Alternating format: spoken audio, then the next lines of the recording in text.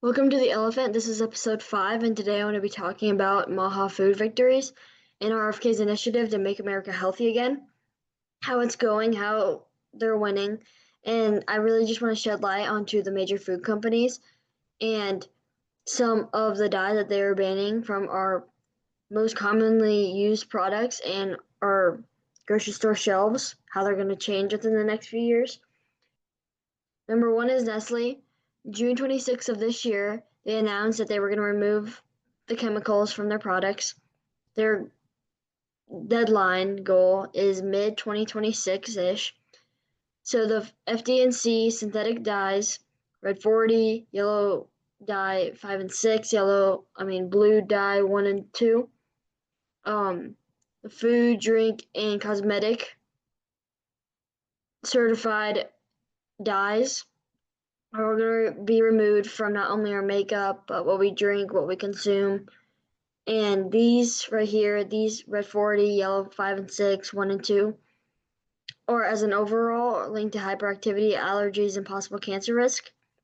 And the RFK impact that this is making is that Nestle announced dye removal back in 2015 to all their products, but it wasn't until this year, so a decade later, that when RFK kind of got them to uphold their promise. The outcome of this is that 90% of their portfolio, so 90% of their products already are dye-free. The remaining items are going to be remade, reformulated using the beet juice, gardenia extract, caramel color, etc. And so some of these brands you can obviously tell that you've seen before, you've had before, and these all contain some synthetic dye of some kind that was causing irreparable harm to you. Number two is Kraft Heinz. June 17th of 2025, so this year. Their goal is by the end of 2027. FD&C dyes are the red 40, the yellow dyes, the blue dyes, and the green dye 2. This is overall linked to behavior issues and hyperactivity. RFK Impact, the first major company to publicly roll back on using artificial food dyes after RFK administration addressed obesity rates. The outcome of this is that natural alternatives are already being used, and they have vowed to not make any new products with these banned dyes. General Mills is number 3. Their removal announcement date was kind of mid-June of this year, and their goal is by the end of 2027. So certified colors in our cereals and school food will be taken out, associated with behavioral issues and visual appeal over the nutrition aspect, something like such as Fruit Loops. They look tasty, but they look tasty just because of the color of them, but they taste like garbage. And if you've ever seen a comparison of a UK Fruit Loop versus Fruit Loops in the US, you can obviously tell the difference of what we're putting into our Fruit Loops to make them so colorful. And it's just like not good for the American diet, and probably why obesity is skyrocketing. So the impact that RFK is making is that the food dye ban initiative spurred commitments from General Mills and a bunch of other companies that are taking these dyes out of their food. 85% of products are made with only certified colors to cereal. Number 4 is Hostess. Their removal announcement date was June 30th of this year, and their deadline goal is by the end of 2027. The chemical names are just the synthetic red dyes and the yellow dyes, and the chemical harms are linked to ADHD symptoms and allergic reactions. The outcome of this is they're now going to be made with beet juice, paprika extract, caramel color, as we saw in the previous couple slides. And now the school market items are going to be dye-free by 2026 to 2027. And hopefully all U.S. retail of these products by 2027 will no longer have these synthetic red dyes and yellow dyes. Number 5 is Bluebell. July 14th of this year, that was a removal announcement date. Their goal is by the end of 2027. It says that including these dyes includes red 3, red 40, yellow 5 and 6, and blue 1 and 2. Red 3 is linked to cancer in animals and other behavioral effects. We can see as a trend that a lot of these dyes will cause cancer, thyroid issues, tumors to occur, all kinds of cognitive and behavioral issues. That RFK impact is that FDA announced the national products containing Red 3 are required to phase out the dye by 2027. We'll find that most of these dyes that we're talking about today, there's a main 8 of them, there's a main little troop of them. It's because the FDA and RFK have made an initiative and a goal that by 2027, these 8 dyes need to be removed from our shelves and from our products. And we'll see in a couple slides from now what these products are, what the harms are. But as you'll see, is that most of these brands will be taking out the main 8 that are they're causing harm to us. And you'll probably find that there are other dyes that cause a little bit of harm to us too, also. But there's not enough significance to their harm, to the harm that they're causing, to get rid of them just quite yet. But these are the 8 that we've known for decades have needed to be out of our products, but nothing has been done until this year.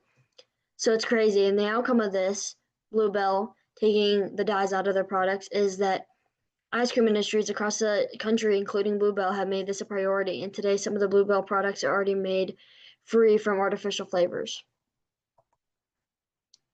Grupo Bimbo, which is number 6. The removal announcement date was this year in July of 2025. The removal deadline will be by the end of 2026. That's a good year from now.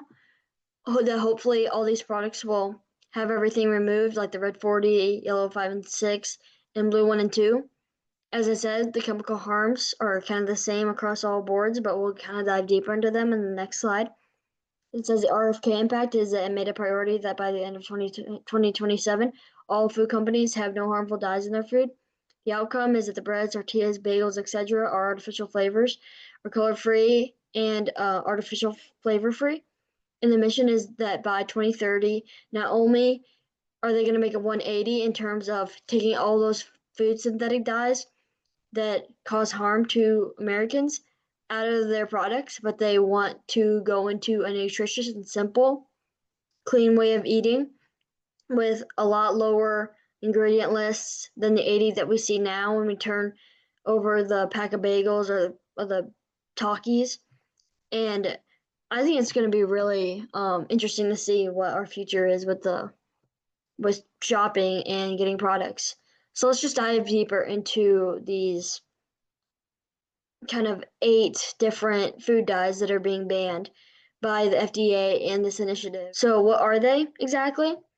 Red 40 contains benzene, which is basically, as we can see here, a colorless volatile liquid that is present in coal tar and petroleum, so that means gas, and is also has carcinogenic properties, which basically means cancer-inducing properties. It may cause changes or damage to DNA. It's linked to hyperactivity in children. The gut microbiome damage leading to immune and nervous system change and hormone imbalances.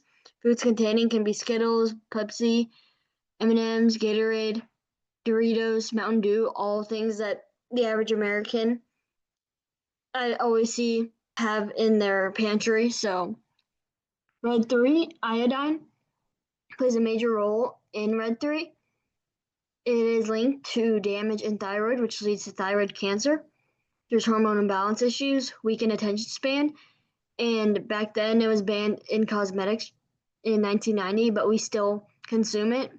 Something doesn't add up there. The fact that we are allowed to put it on our faces, but we'll eat it.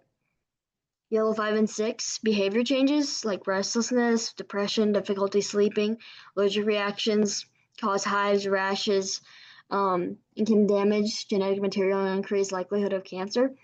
Doritos, M&Ms, Gatorade, Lucky Charms, all these processed foods that we have in our pantries and our houses, all going away in terms of the dyes that are put into our bodies on a daily basis.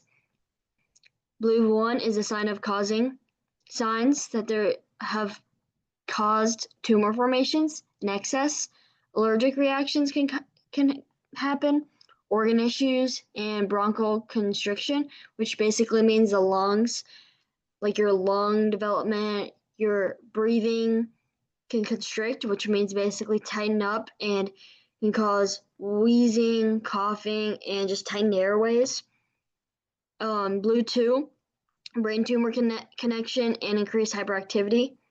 So all those blue foods, all those like crazy colors you see in food may be going away, but I'd rather that happen than get brain tumors and cancer. So citrus red number 2, the official cancer institute, has found that this can develop cancer and cause cancer.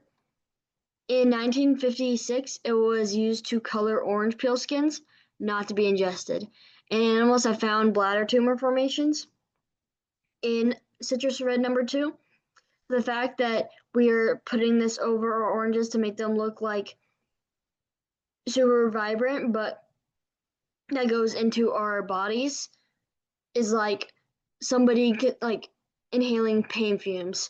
You put on a mask for that because you don't want to get that even like breathing into your body. You don't want to breathe that into your body, but yet you'll eat paint when you go home. It's like there's just something that there's a big disconnect there where if we're inhaling it or putting it on our faces, that's banned, but if we consume it, that's all right. Does it make sense? And last but not least, green 3, small chance, but still there and affecting sympathetic activity. So that basically means that the communication of your brain cells and the not necessarily neural connections, but just like your cognitive ability, your brain power, and also cause tumors in organs like your bladder, liver, and testicles, and a less riskier than above dyes, but it's still harmful.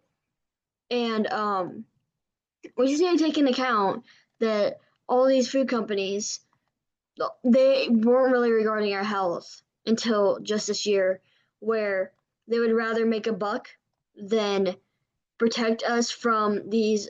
Obviously, for decades now, we've known that like red 40 has been bad, red 2 and citrus red number 2, yellow dyes, blue dyes, all of these are obviously more cause more damage than anything else.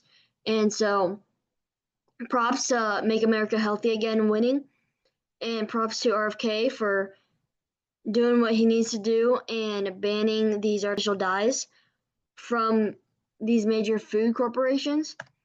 And this is something we'll see in the next couple years now. So give me your thoughts, and if you like this video, consider subscribing and liking. Thank you.